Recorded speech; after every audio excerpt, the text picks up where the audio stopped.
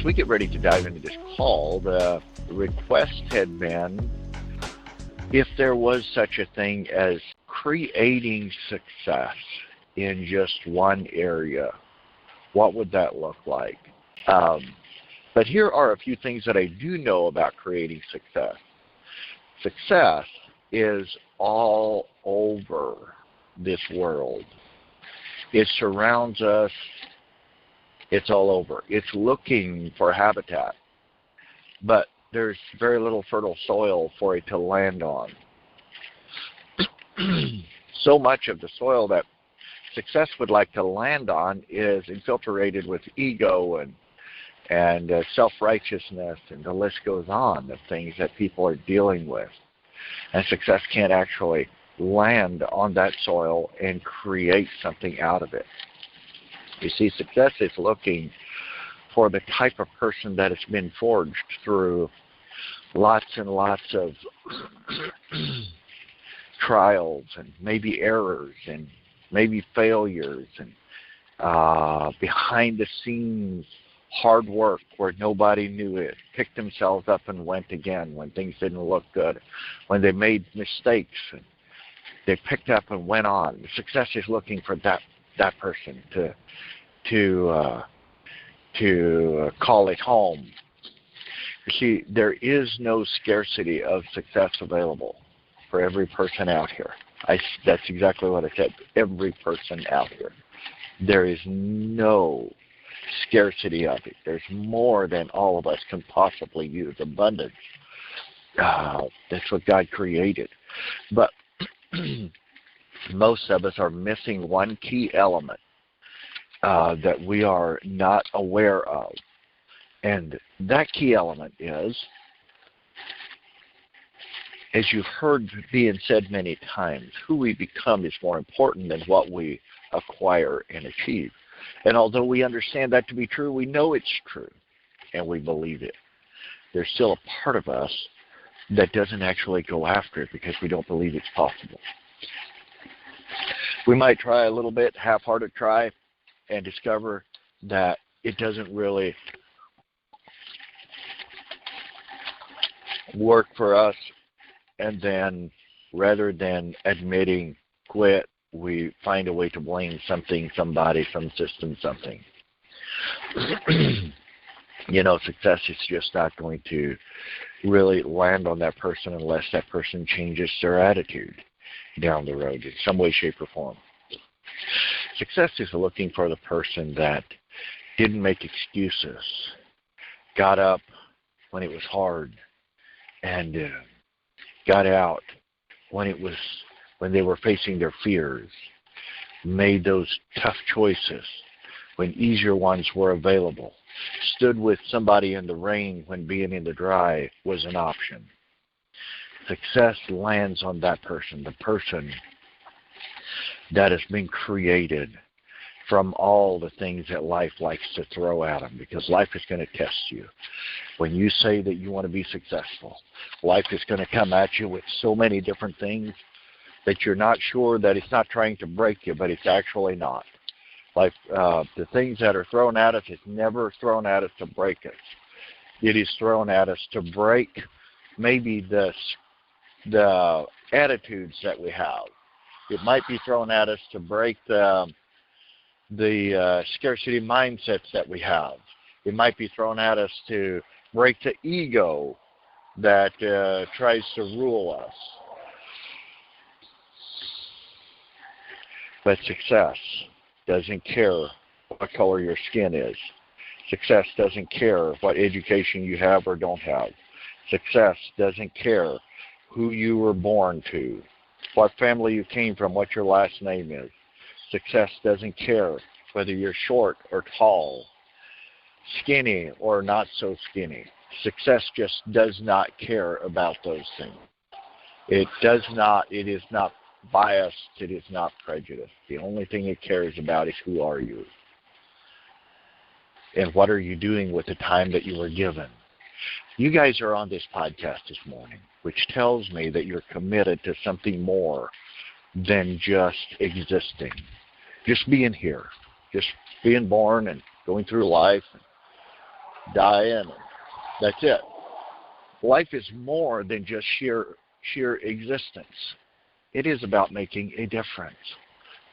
And it is about serving other people with different ideas. And it doesn't mean that your ideas are the only ones that are right, nor does it mean that my ideas are the only ones that are right. Success isn't that concerned about whether you're right or not. What it's concerned about is what you're doing with the time that you're given. The time that I have today, I'm going to be sowing seeds in every moment of this time today. And as I do that,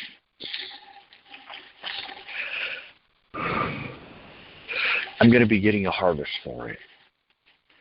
And the more of the better harvest that I end up getting, the more of that success is going to show up at my doorstep. You see, it's who you become, so much so that eventually success will show up uninvited. It loves to show up for those people that just are relentless. They're just committed. They're just focused. They cry when they're alone and smile when they're with others. They pick themselves up and do what nobody knows they're doing. They do it when they get no applause. They do it when they don't get noticed. They do it when things don't seem right. They get up and they go on again. They seem to be missed out. They seem to be unnoticed. They seem to be, but see, they're not unnoticed. They're just going through a time of forging themselves to where success is prone to make that their residence. It's resident. Success will not only show up at your doorstep when you craft yourself, when you do those things that we were talking about. It will come uninvited, and it will insist on staying there. You see, success will chase the person that becomes the person worthy of having it. Yes, I know, those are tough words, but success will come uninvited and insist on staying with the person that has developed him or herself into that type of person. It is not something that's only created for the special amongst us, some elusive,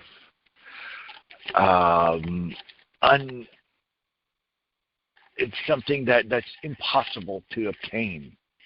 It is totally possible to obtain, and every person on here has the ability to have that.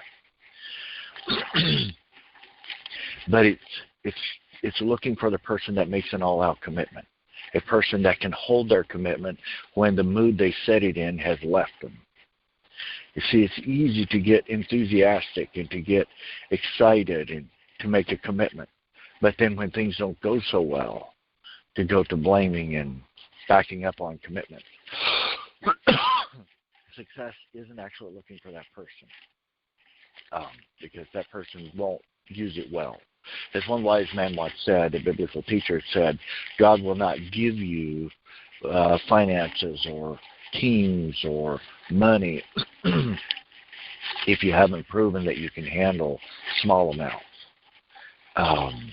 If you duck and dodge the bullet at lower levels, you will never be given a large amount because you'll teach a whole team of people how to duck and dodge the bullet.